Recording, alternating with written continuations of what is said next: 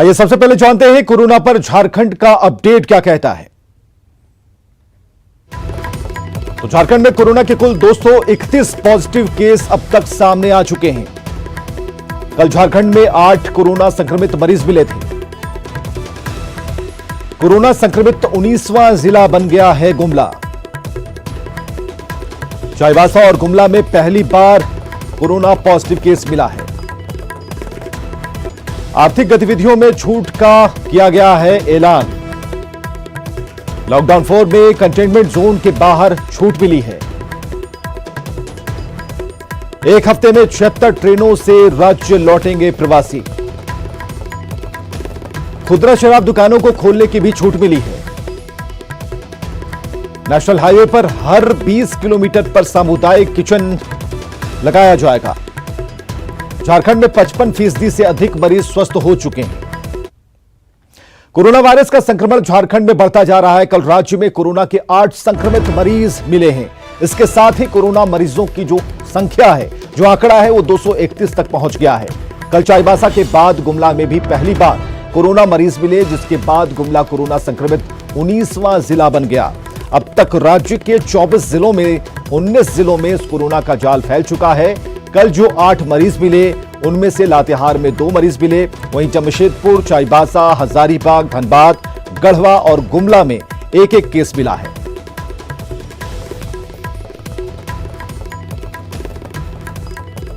खबर है कि पश्चिमी सिंहभूम जिला भी कोरोना की चपेट में आ गया है। सारंडा का रहने वाला 22 साल का युवक कोरोना पॉजिटिव पाया गया। जिले के इस पहले मामले को लेकर प्रशासन काफी अलर्ट है। बताया जा रहा है कि 14 मई को युवक चेन्नई से जमशेदपुर पहुंचा था, जहां जांच में संदिग्ध पाए जाने पर उसे चाईबासा के क्वारंटाइन सेंटर में भेजा गया। फिलहाल चक्रधरपुर के कोरोना अस्पताल में मरीज का इलाज चल रहा है।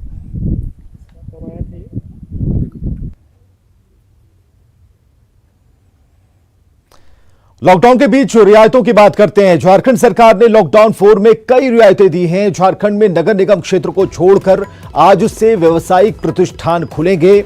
मुख्यमंत्री हेमंत सोरेन ने अधिकारियों के साथ बैठक के बाद राज्य में औद्योगिक गतिविधियां बढ़ाने के लिए लॉकडाउन में शर्तों के साथ छूट देने का निर्णय लिया है। इसके तहत कंटेनमेंट जोन के बाहर इंडस्ट्रियल एरिया में औद्योगिक गतिविधियों की छूट दी गई है। इसके साथ ही निर्माण कार्य, गोदाम, हार्डवेयर, निर्माण कार्य से जुड़ी दुकान, किताब की दुकानें, स्टेशनरी की दुकानें और टेलीकॉम कंपनियों से जुड़े रिटेल आउटलेट आज से खुलेंगे। इसके साथ मोबाइल, घड़ी, इलेक्ट्रॉनिक और आईटी से संबंधित सर्विसेज सेंटर भी खोले जाएंगे।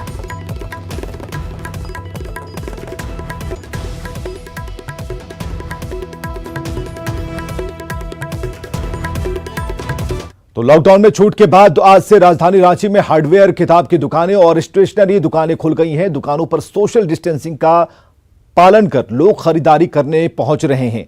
राजधानी के अपर बाजार का जायजा लिया हमारे सहयोगी भुवन किशोर झा ने। तो ये रांची की तस्वीरें हम आपको दिखा रहे हैं, जहां किताब की दुकानें खुली हैं और सोशल डिस्टेंसिंग का यहां पर पालन किया जा रहा है। किताबें खुली हैं, लोग पहुंच भी रहे हैं और नियमों का, निर्देशों का पालन करते हुए अपनी पसंद की किताबें खरीद रहे हैं। तो ये हम तस्वीरें आपको दिखा रहे हैं। इसके अलावा हार्डवेयर और स्टेशनरी की जो दुकानें हैं, उन जगहों की भी तस्वीरें आप देख पा रहे हैं। सोशल डिस्टेंसिंग का जहां पर ख्याल रखा जा रहा है, रियायतें दी गई हैं। राज्य सरकार के निर्णय के बाद लॉकडाउन 4 में राजधानी रांची के कई दुकानें आज से खुल गई हैं। खास करके जो हार्डवेयर की दुकानें हैं या किताब की दुकानें हैं, ऐसी तमाम दुकानें जो हैं वो खुल चुकी हैं। आप देख सकते हैं कि ये राजधानी रांची का अपर बाजार का इलाका है, जहाँ पे पूरी तरह से जो सोशल डिस्टेंसिंग का पालन कर जो किताब की जो दुकानें हैं वो यहाँ पर खुली हैं। आप देखिए कि ये मार्किंग भी किया गया है, जो लोग यहाँ पर पहुंचे तो दुकानों तक किस तरह से डिस्टेंस बना करके रहें। आप बताइए, जो आज से दुकान खुली है, कितनी खुशी हो रही है और सरकार का ये फैसला कितना होगा? सरकार के ये फैसले का हम समर्थन करते हैं, क्योंकि काफी दिनों से ये दुकानें बंद थी, जिससे बहुत सारे हम लोगों को प्रतिदिन कॉल आता था कि भैया शॉप खुला है, ये बुक चाहिए। बहुत परेशानी हो रही थी स्टूडेंटों को। लोग सोशल डिस्टेंसिंग बना करके दुकानें खोली हैं। आप बताइए, जो किस तरह से पालन करेंगे सोशल डिस्टेंस का? जो भी सरकार का नियम कानून बना हुआ है, उस नियम के अनुसार हम ये सोशल डिस्टेंस का। दुकान बंद थी हमारे लगभग 2 महीने से दुकान बंद थी। जब से लॉकडाउन लागू हुआ तब से ये दुकानें बंद थी। कैसा फील कर रहे हैं आज से खोल रहे हैं? थोड़ा तो रिलैक्स महसूस कर रहे हैं इससे। अब कि देखिए आगे क्या होता है इससे। तो बिल्कुल ये तैयारियां हैं और कुछ लोग यहाँ पर देखिए किताब की खरीदारी भी, कॉपी की खरीदारी भी करने के लिए पहुंचे हैं। लोग यहाँ पर आए हैं और जो सोशल डिस्टेंसिंग का पालन करके लोगों के द्वारा यहाँ पर खरीदारी की जा रही है। आप बताइए बाबू, क्या खरीदे हैं? कितने दिनों के बाद यहाँ किताब मिला? दिन के बाद आए हैं। जी सर। कैसा फील हो रहा है? बहुत अच्छा फील हो रहा है। घर पे रहता है कि पढ़ाई हुआ, लेकिन कुछ ऐसा जरूरत था जो बाजार ही से पूरा होता है। तो अभी छुट्टी मिला था तो कुछ बुक नोट्स सभी लेना है, वही लेके जाएंगे। फिर अभी पढ़ाई करना है। तो बिल्कुल ये स्टूडेंट हैं और पढ़ाई कर रहे हैं, और खास करके जो इस लॉकडाउन के पीरियड में जो किताबें नहीं मिल पाती थी या कॉपियां यहाँ पर नहीं मिल पाती थी, वो आज जैसे ही ये आदेश निर्गत हुआ तो उसके बाद खरीदारी करने के लिए पहुंचे हैं। सरकार का निर्णय का हम स्वागत करते हैं। सरकार जो भी काम कर रहा है बहुत बढ़िया कर रहा है, और बहुत हमें खुशी हो रहा है कि मेरा दुकान खुली। आज 56 दिन से दुकान के करीब बंद था। आज दुकान खुलने से बहुत खुश हुआ है, लेकिन हम सोशल डिस्टेंस को देखते हुए दुकान खोले हैं। कुल मिलाकर के राजधानी रांची में जो स्टेशनरी दुकानें हैं, हार्डवेयर की दुकानें हैं या किताब की दुकानें हैं, ये तमाम ऐसी जो शॉप्स जो हैं जो राज्य सरकार के गाइडलाइंस के बाद आज से खुल गई हैं और बाजारों में रौनक लौटती हुई दिख रही है।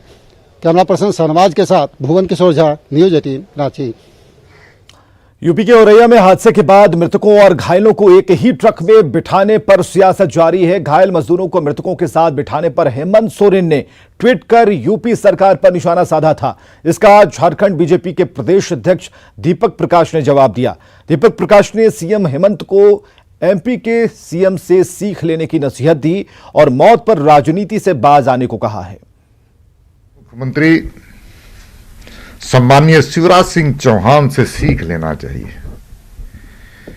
उनके प्रदेश के भी मजदूर, प्रवासी मजदूर दूसरे राज्य में इसी प्रकार की घटना घटी तो उन्होंने हेलीकॉप्टर से, जहाज से उन लोगों को, उनके शवों को लाने का काम किया। इसलिए माननीय मुख्यमंत्री जी हेमंत सोरेन जी इस विषय पर राजनीति नहीं करें, मौत पर राजनीति ना करने का काम करें, लाशों पर राजनीति करने का काम ना करें। ये बड़ा दुर्भाग्यपूर्ण है। और गुजरात के सूरत से 1606 श्रमिकों को लेकर विशेष ट्रेन जो सिटी स्टेशन पहुंची। इसमें अधिकांश श्रमिक गिरिडीह जिले के रहने वाले हैं। जो सिटी स्टेशन पर उतरते ही सभी यात्रियों को पूरी सतर्कता के साथ स्टेशन से बाहर निकाला गया और सभी श्रमिकों की थर्मल स्क्रीनिंग की गई। इसके बाद बसों के जरिए उन्हें गृह जिला भेजा गया।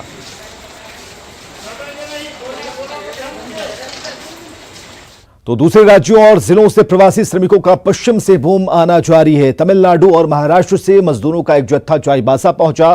तमिलनाडु के कृष्णागिरी जिले से 16 मजदूर बस में और महाराष्ट्र के ठाणे से 45 मजदूर ट्रक में चाईबासा पहुंचे।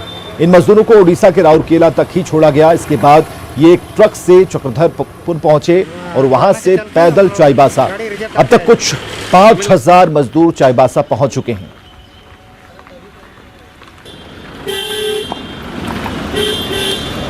नहीं पहुंचा तो राउरकेला में हम लोग उतार दिया।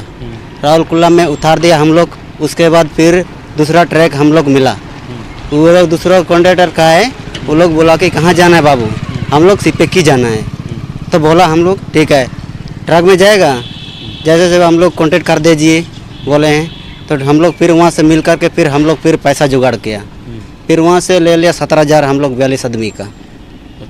17,000 लिया हम लोग सिकेपी तक। कल 3 बजे हम लोग पहुंचा रात।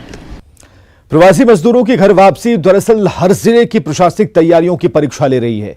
हर दिन सिस्टम का सामना हजारों मजदूर की भूख और प्यास से हो रही है और फिलहाल इस बेबसी का कोई सरकारी उपाय होता नहीं दिखता।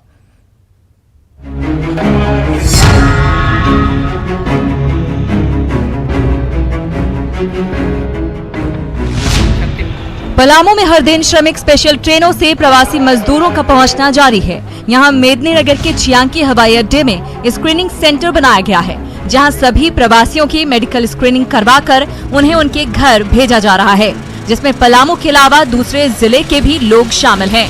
तपती गर्मी में महिलाओं और बच्चों के साथ खड़े प्रवासी इस लंबी प्रक्रिया से खासे परेशान हैं। उनका गुस्सा भोजन पानी से लेकर घर पहुँचाने के लिए बसों की व्यवस्था पर फूटा। जितने लोग बाहर से आए सबको दुनिया भर की यहाँ पे तकलीफ हो रही है। किसी को 2 दिन से सब ट्रेन में आए बिना सब भूखे जैसे तैसे आए, रास्ते में कुछ मिलता नहीं, सारी चीजें बंद है। तो जितने भी लोग हैं जिसके पास छोटे छोटे बच्चे हैं उनको तो बहुत ही ज्यादा परेशानी होती है। 3 दिन से लोग भूखे तो है ही। किसी को पानी मिला है तो पूछ लीजिए, जो दिया होगा उसी को बता दीजिए कि किसी को पानी मिला है क्या, नहीं मिला है। वहीं लौट रहे प्रवासी मजदूरों के लिए रामगढ़ में भी व्यवस्था राम भरोसे ही दिख रही है। महाराष्ट्र से किसी तरह रामगढ़ पहुंचे राजेंद्र टुडू समेत कई मजदूरों को सुतरी जाना है, लेकिन घर पहुंचने के लिए उन्हें कोई भी वाहन सुविधा नहीं मिली। तो उसका रामगढ़ ये 4 लाइन है ना अपना, वहाँ से हम लोग अभी पैदल आ रहे हैं, यहाँ गोला पहुँचे और यहाँ से हम लोग सुतरी जाएंगे। अभी पैदल आ रहे हो? हाँ पैदल ही आ रहे हैं। जिला से कोई सुविधा नहीं मिला? जिला से कोई सुविधा नहीं मिला ना। यहाँ गोड्डा में भी महाराष्ट्र और तेलंगाना जैसे दूसरे सुदूर प्रदेशों से लोगों का जुगाड़ वाहनों से पहुंचना जारी है। हैदराबाद से लौटे निरंजन ने कहा कि बेबसी और परेशानी ने ये जिद पक्की कर दी है कि अब रोजगार के लिए परदेश नहीं जाना। नहीं, यहाँ पे कुछ काम धंधा करेंगे। अब वापस नहीं जाना है? नहीं, वापस नहीं जाना है। वहाँ नहीं जाना है। किस तरह का काम कीजिएगा? यहाँ पे तो कुछ अपना ढंग से देखना पड़ता, कुछ जैसे हो अपना। उधर आंध्र प्रदेश से उत्तर प्रदेश जा रहे 17 मजदूरों को खूंटी में रोककर शेल्टर होम भेज दिया गया। पैसे नहीं होने की हालत में कभी पैदल तो कभी जुगाड़ वाहनों से खूंटी तक पहुंचे इन मजदूरों ने प्रशासन से घर पहुंचाने की मांग की है। पैसा हम लोग होता तो बस से चले आते, पैसा भी नहीं था। पैसा नहीं है? नहीं। खाना वाना मिल रहा है? हाँ सर, खाना वाना मिल रहा है? खाना वाना चलते चलते मिलता रहता है। सरकारी ट्रेन और खाना मिले न मिले, घर पहुँच कर ही लेंगे दम। सड़कें लंबी ही क्यों ना हो, छाले पड़े पैरों से ही हर दूरी नाप लेंगे हम। पलामू से नीलकमल, गोड्डा से अजीत, रामगढ़ से जयंत और खूंटी से अरविंद के साथ रांची से संजय कुमार सिन्हा की रिपोर्ट। झारखंड में कोरोना मरीजों की संख्या 230 को पार कर चुकी है और हर दिन मरीजों की बढ़ती संख्या हेल्थ सिस्टम को टटोलने पर मजबूर कर रही है और पूछ रही है कि संक्रमण से निपटने के लिए आखिर कितने तैयार हम हैं।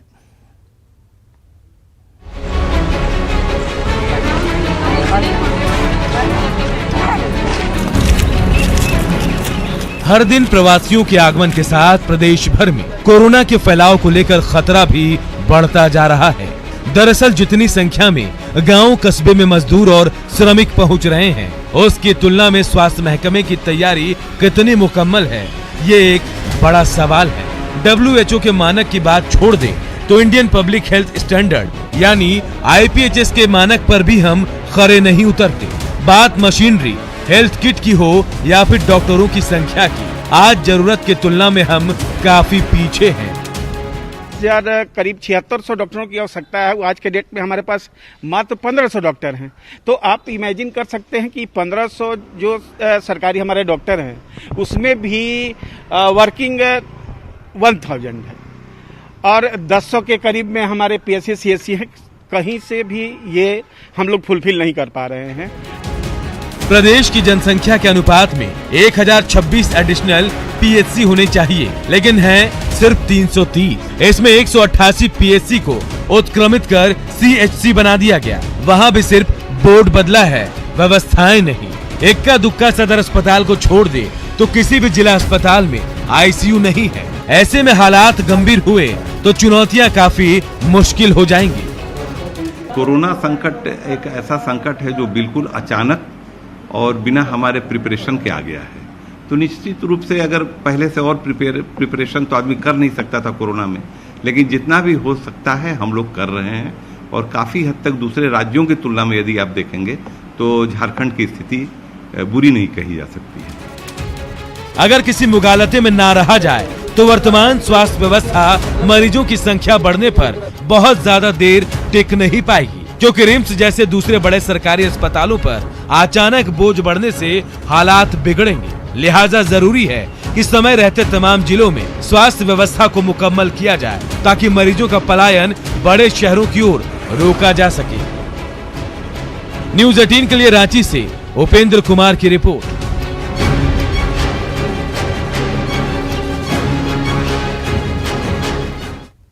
इधर पूर्वी सिंहभूम में दूसरी जगहों से आए लोगों को क्वारंटीन सेंटर में रखा जा रहा है, जिनमें 4 लोग अब तक कोरोना पॉजिटिव पाए गए हैं।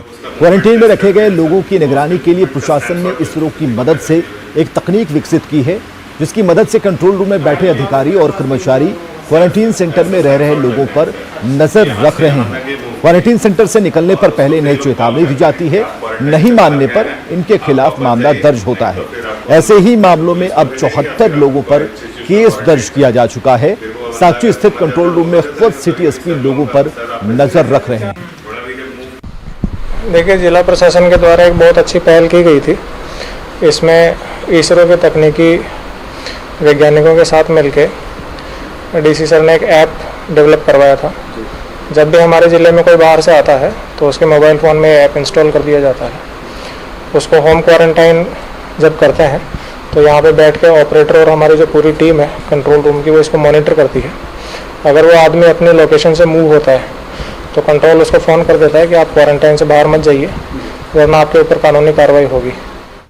और सिमडेगा में आज बाहर से आए लोगों का सैंपल नहीं लिया जाएगा। जिला सर्विलांस टीम के पास सोमवार शाम को वाइटल ट्रांसपोर्ट मीडिया किट की कमी हो गई थी, जिसके सैंपलिंग का काम रोका गया। इस बीच एसएस स्कूल सिमडेगा में प्रवासी श्रमिकों का आना जारी है। लगातार प्रवासी श्रमिकों के यहां जमा होने से परेशानी बढ़ती जा रही है। ट्यूब की कमी हो गई थी, जिसके कारण सैंपलिंग ट्यूब की कमी हो गई, जिसके कारण अभी नहीं पॉसिबल हो पा रहा है। तो वो मंगाया गया है। मोस्ट प्रोबेबली आज से टेस्ट चालू हो जाएगा, फिर से कंटिन्यू हो जाएगा। आए हम लोग इधर ही रखा जाएगा। आए हुए लोग को अभी फिलहाल तो यहीं रखा जाएगा। कोरोना काल में जन्म ले रहे नवजात पर सबकी नजरें हैं। राज्य सरकार भी अपने स्तर से इनकी सुरक्षा के लिए तत्पर है और यही कारण है कि राज्य में अब तक जितनी भी महिलाओं ने बच्चों को जन्म दिया है वो सुरक्षित हैं। कुछ तो ऐसे भी मामले हैं जिनमें माएं कोरोना पॉजिटिव हैं, लेकिन मां के साथ रहने और ब्रेस्ट फीडिंग करने के बावजूद बच्चे स्वस्थ हैं, सुरक्षित हैं।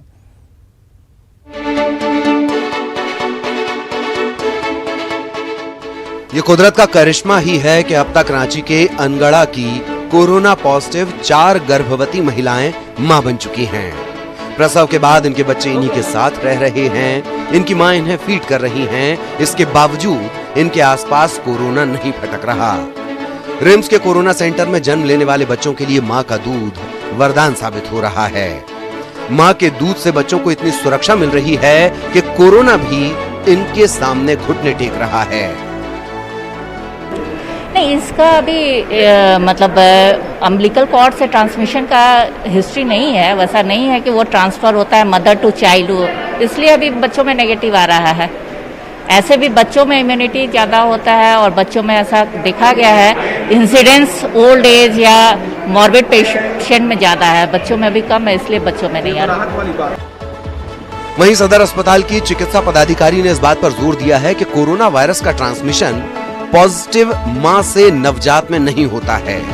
ऐसे में पॉजिटिव मां के स्तनपान से उत्पन्न हुई इम्यूनो पावर और एंटीबॉडी के बल पर नन्हे नवजात के आसपास कोरोना फटक भी नहीं पा रहा।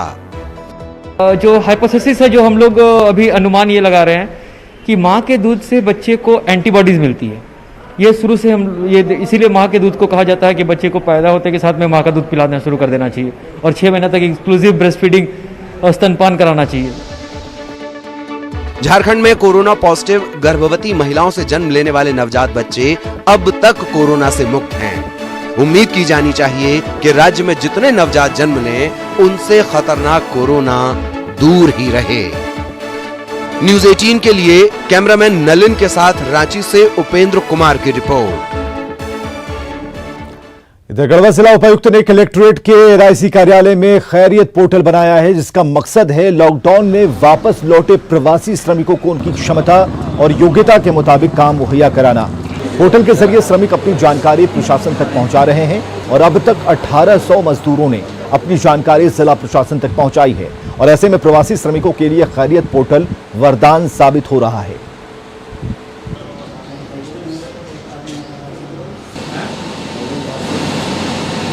स्टेप ये है कि अपना प्रशासन को हम जानकारी दे रहे कि हम बाहर से आए हुए वहाँ पे हम ये काम करते थे, लेकिन हम वहाँ पे बेरोजगार आ गए हैं। अभी हम लोगों को यहाँ पे रोजगार चाहिए जो कि हम अपना जीवन व्यापन कर सके। पोर्टल की जानकारी हुई तो जिला प्रशासन के द्वारा बनाया गया है। तो इसमें हम अपना सारा डिटेल, नाम वगैरह सारा चीज़ दिए हुए हैं और हम किस कार्य के लिए निपुण हैं ये भी दिए हैं, ताकि यहाँ पर इस राज्य सरकार की तरफ से कुछ रोजगार का अवसर मिल सके। इसमें उनके बाहर से आने का स्टेटस, कब आए हैं, किस राज्य से आए हैं, कौन सी दिन पे हमारे गढ़वा में पहुंचे हैं, उनको कोई स्वास्थ्य की परेशानी है तो उसमें हाँ या ना कर सकते हैं, और उनको क्या हुनर है वो उसमें हम लोगों ने पूछा है। इधर चतरा पुलिस को टीएसपीसी नक्सलियों के खिलाफ बड़ी सफलता मिली है। पुलिस की संयुक्त टीम ने 10 लाख के इनामी जोनल कमांडर विकास उर्फ अविनाश उर्फ दशरथ गंझू को गिरफ्तार किया है। विकास की गिरफ्तारी जिले के नक्सल प्रभावित उंदा थाना क्षेत्र के मदगड़ा गांव से हुई है। विकास के खिलाफ चतरा, हजारीबाग और लातेहार के अलग अलग थानों में 11 से ज्यादा मामले दर्ज हैं।